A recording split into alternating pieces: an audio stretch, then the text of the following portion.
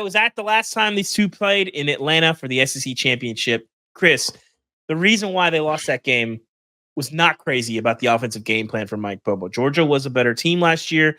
Alabama out-schemed them, played a little bit harder, made fewer mistakes, won that game. To me, that's where this thing kind of it makes me very nervous if I'm Georgia. The difference with that Mike Bobo issue last year is he's coaching on the opposite side of, basically Nick Saban. And Alabama had a lot of defensive coordinators. Nick Saban was very involved in the defense. Kane Wommack's a good coach, good defensive coach. He's not Nick Saban. So we'll see there in games like these where there's so much talent, there's so much football IQ, there's so many physical players. Those little schematic things can have a huge difference. So I got to tell you, I kind of like Bama in this game. One, for those reasons I laid out. You're at home. You got a lot into this game. I think Kalen, who was better at scheming stuff up in big spots last year than Kalen DeBoer, Chris? There wasn't anybody. That's how they got to the playoff. And I think you could do this again because you're going up against this Georgia defense, but you got some pretty good athletes at Alabama. I'm sure there's a ton of stuff left in the clip from the last 3-4 weeks from Bama. He's got a lot of stuff we saw last week at Washington.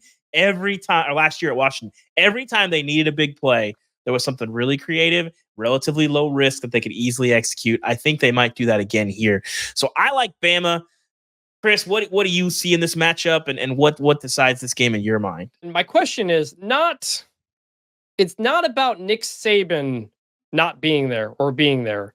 It's when Georgia's playing a team at its talent level, can they scheme it up and win when they don't have that inherent talent advantage they do over everybody else? You mentioned what Mike Bobo did last year. Not only that, they were spying Jalen Milroe a lot on defense, and it wasn't really working. Yeah. And so I'm very curious if Georgia's defense this time around is going to just blitz the hell out of him and come at him and try to make him make decisions and not let him sit back there and do some different things. Because you were at that game last year and how that went. So that's what I'm interested in. And also, by the way, Georgia's got a lot of injuries, and Mono may be going through the team right now. London Humphreys reportedly may not be playing. So keep an eye on that as well. Like Georgia may be down a couple of guys here. You mentioned that, Chris. It's interesting. Bama doesn't play a lot of games against teams. Georgia doesn't play a lot of games against teams that are their physical equal. But you know what bugs me about those last two games against Bama? They were clearly a better team in both of those games and lost both those games. And the other game that sticks out to me? People forget because they won the game. Ohio State outplayed them in that Peach Bowl. They got outplayed in that game. Yeah. And they were a field goal away from winning.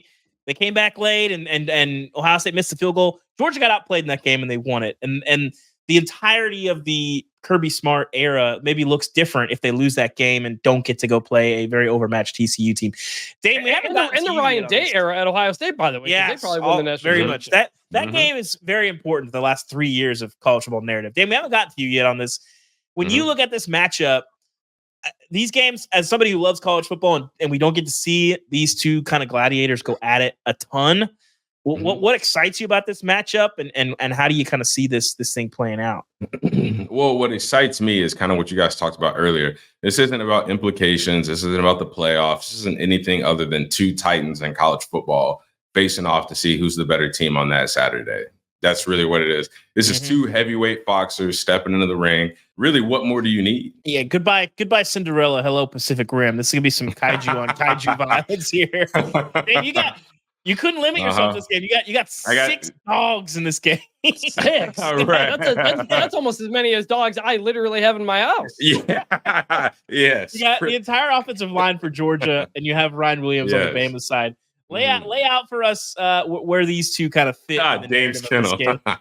Well, I'm gonna start with Ryan Williams just because, man, this kid is, and literally he is a kid. I can't even call him a grown man yet because he's not 18. This is a kid, and he is special. Nick Saban has said that he was one of the most mature freshmen that he's ever recruited. And do you guys know how many guys Nick Saban has recruited? How many all-world players, how many all-world guys he's recruited? And for him to say that this kid is one of the most mature that he's ever recruited, not just at Alabama, ever, that speaks volumes to this kid's character. And that is why he's able to make the big plays in the big moments. Skill-wise, he's got great hands. He's super explosive, and he's great at rack. What is rack? Run after catch, right? Because in today's game, it's not just about can you secure the catch. Now it's can you secure the catch and what can you do with the ball in your hands? Receivers are ball carriers now. They're not just receivers. You're not just out there to catch the ball, possess the ball. No, you're there to get the ball in your hands and then turn into a ball carrier. And this guy does that with the best of them because, like I said, he's so fast, he's so explosive. And that's what you get when you get these smaller kind of guys. They're speedy, they're twitchy, they're hard to bring down. People think that just because they're light, they're easy to tackle. I mean, look at Devontae Smith, who won the Heisman a couple years ago. He's 150 pounds, soaking wet with a couple rocks in his pocket, but he was hard to tackle. He had great rack. After the catch, he was always finding his way north and south, getting to the end zone. That's what I see with this kid, Ryan Williams. I don't love Georgia's receivers, but I do like Frazier. I do like ETN. They haven't really gotten Oscar Delp kind of hot yet, but this offensive line can decide this game. Damien, what do you see from that group? Well, I see one of the biggest and dreamiest offensive lines that I could ever imagine. I mean, across the board, these guys are big. These guys look mean. These guys now. You guys remember the movie Friday Night Lights? You remember when Permian played Dallas Carter and those dudes showed up on the field? That's what I think of when I see these Georgia offensive linemen. They just look big. They look nasty. And they have the ability to just absolutely dominate the line of scrimmage. And when you've got a guy like Carson Beck standing back in the pocket, and when you got a guy like Trevor, when you got a guy like Trevor Etienne in the backfield, who is a great running back once you get him to the second level, all you can say is, guys, just create a lane for me, just create a hole. And they have an unbelievable opportunity to do that with the guys up front. And it starts with Jared Wilson. I mean, the center is, I've said this before on this pod, the center, other than the quarterback, is the most valuable piece in an entire offense because he sets the fronts, he sets the protections, he sets the entire communication for the offense. And he's a young guy. This is his first year starting. So that's a big job for him.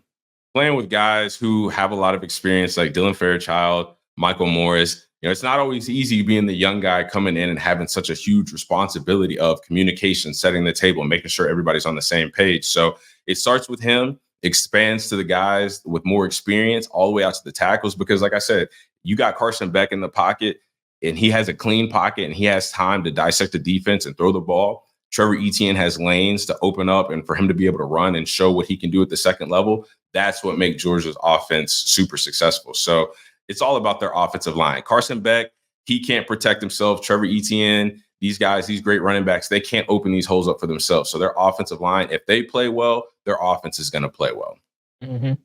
Yeah, I want the stat that jumps out to me is kind of similar to the previous game, but Georgia has not allowed a touchdown all season. They have only allowed 2 plays of 20 yards or more all season. Ryan Williams averages 28 yards per catch. I was going to say, that'll change. Alabama averages almost 7 plays of 20 plus yards per game.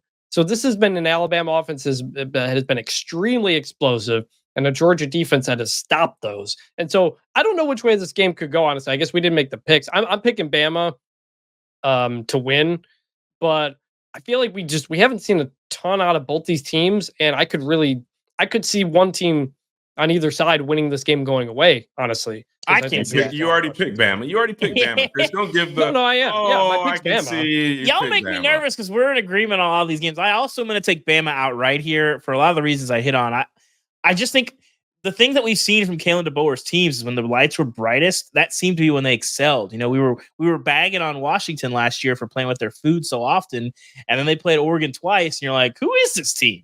And we might see something similar from Bama, and especially schematically, saving some stuff, having some misdirection, and having some things in the. I mean, you can do a lot with Jalen Milroe, and I think they've got some things. I'm sure that they have had in the bag for months. Damien, do we need to ask who you got? You know what? Come on. All right, Damien's rolling with his dogs. The tie. What did my man Willie say? We don't give a piss about nothing but the tie, baby.